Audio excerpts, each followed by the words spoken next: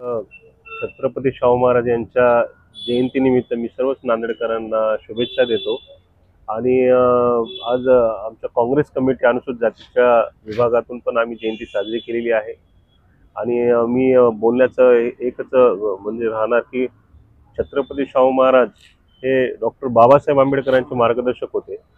आणि डॉक्टर बाबासाहेब आंबेडकरांना जे प्रोत्साहन व शिक्षण व स्कॉलरशिप या माध्यमातून छत्रपती शाहू महाराजांनी डॉक्टर बाबासाहेब आंबेडकरांना शिक्षणासाठी त्यांच्या प्रगतीसाठी शाहू महाराजांनी डॉक्टर बाबासाहेब आंबेडकर यांना घडवलेलं आहे.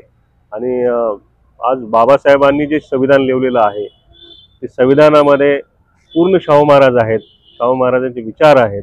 आणि हा आज आपला जे जगामधला आपला जो भारतीय संविधान आहे, आज खूप मोठ्या प्रमाणामध्ये इतर देश पण आपल्या संविधानाला मानतात.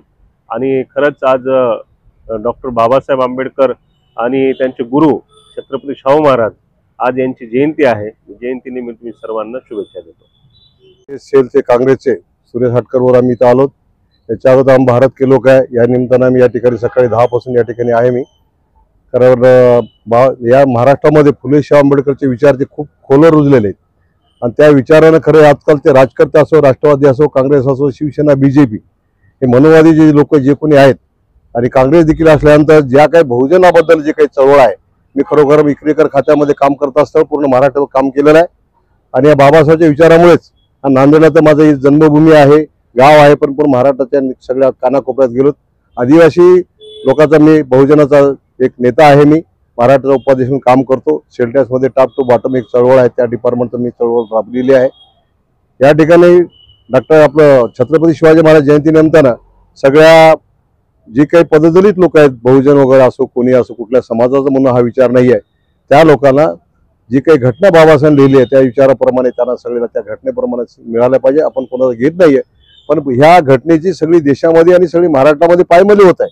आणि त्यातल्या महाराष्ट्रामध्ये जे काही राजकीय जमात आहे त्यांनी एका पक्षात सकाळी एका पक्षात संध्याकाळी एका पक्षात राहतात. आता नजीकच्या काळामध्ये इलेक्शन होणार आहेत, पण आज या जयंतीनिमित्ताने आता सुरुवात आहे.